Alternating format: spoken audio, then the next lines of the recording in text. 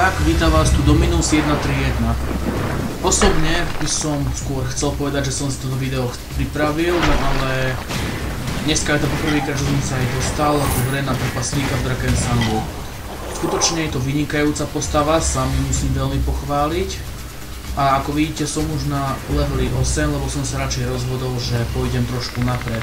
Lebo keď na začiatku ma dosť zabíjali, lebo predsa len tu máte ešte slabšiu zbroj, slabšie strely, tak som sa rozhodol, že začnem natáčať zase až od tadeto.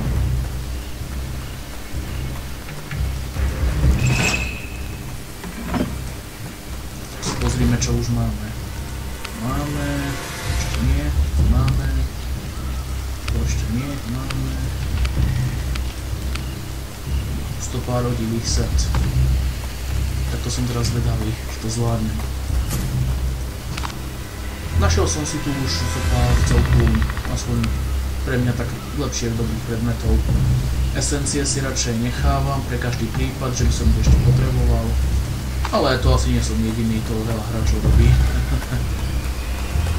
Skutočne musím pochváliť, že je to vynikajúca postava. I keď som chcel túto hru hrať na začiatku, myslím ako chcel trpaslíka, som pôvodne očakával, že to bude skôr postava na blízko, ja som myslel, že to bude ako Dragon, ako Draka. Nečakal som, že to bude presnejšie takto, že to budem zhruba na strednú alebo vysokú vzdialenosť. Ale ako vidíte, čo som potreboval, som našiel a teraz rýchlo, aby som ušiel. Olejová škvrna, vidíte, že ich to perfektne spomaluje, zatiaľ môžem dobre utiecť. Niečo malo vysvetlím ešte aj o jeho schopnosti a následne zatiaľ dostanem do Kinčilu.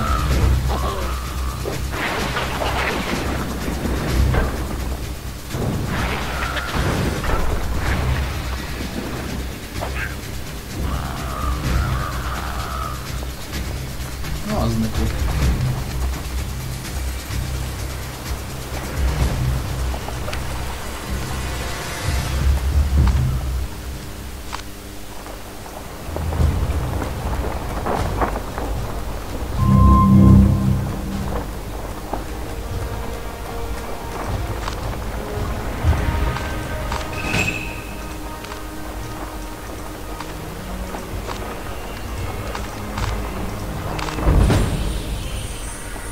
Dobre, toto máme.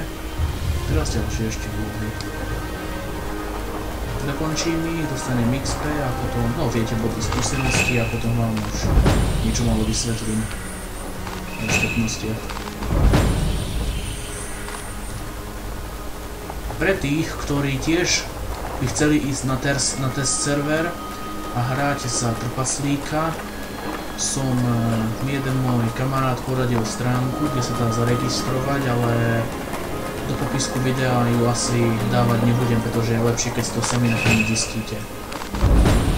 Predsa len to ide ľahko. Poďte normálne na Drakensang ako fórum a tam jednoducho napíšte, že by ste chceli ísť na test server. Dajte to skrátka napríklad do otázok začiatočníkov alebo tak.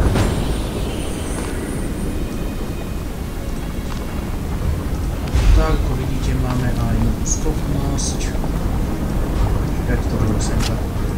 Tak si niečo povieme o schopnosti. Máme ešte presne. Tak, ako základnou schopnosťou, čo je na začiatku, je rýchla strela. Vidíte, výstrel strely, ktorá spôsobí vo výške 60% tvojich základných škôd. Túto strelu si môžete vylepšiť na rýchly strelec. Každý zásah s tvojou schopnosťou zvýši na 1 sekundu tvoju rýchlosť o 5% a tento efekt je možno násobiť 5 krát až do maximálneho bonusu 25%. Čo je podľa mňa dobré. Ešte som sa rozhodoval, či by som radšej nemal tento veľký tresk, ale to som radšej rovno nedal, pretože to sa mi nepáčilo.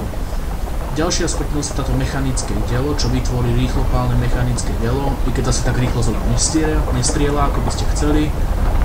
Ale skrátka dáva škodu, ktorá je závislá na vašej maximálnej. Výbušná gula, to, že hodíte nejaký granát alebo gulu a to dáva vo výške až 50% základných škôd každému nepriateľovi a zníži aj ich rýchlosť behu, čo je podľa mňa dobré. Ďalej olejová škvrna, to spôsobí len to, že o 50% každému zníži rýchlosť, to som vám pred chvíľkou predviedol, keď ma naháňali tí vodci.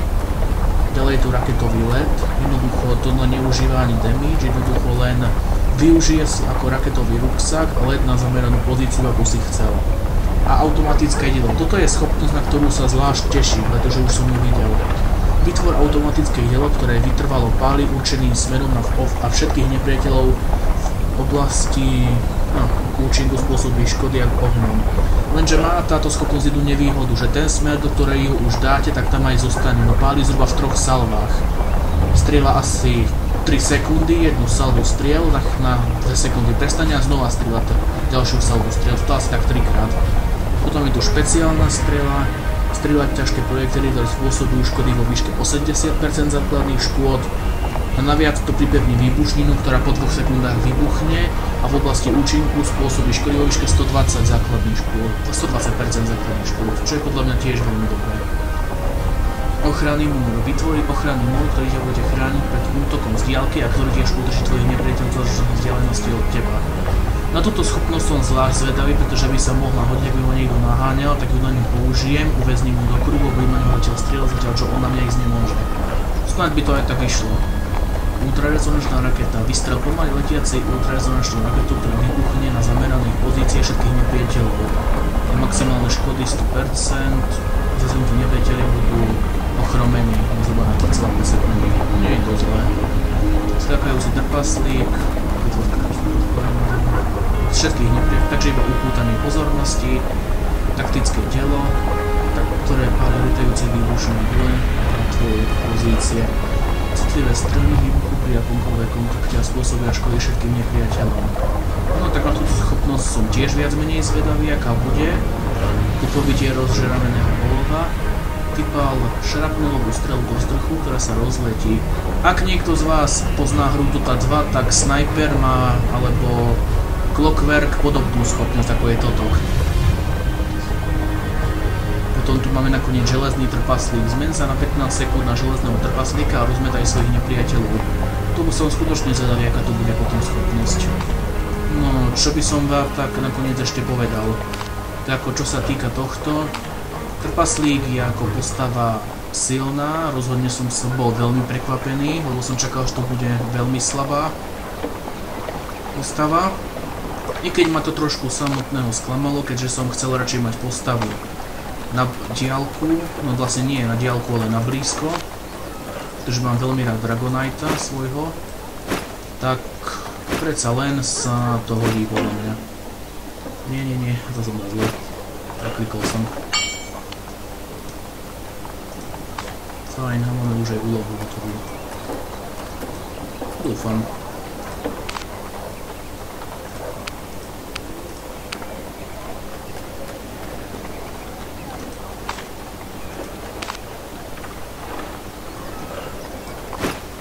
Hej, tak túto úlohu máme.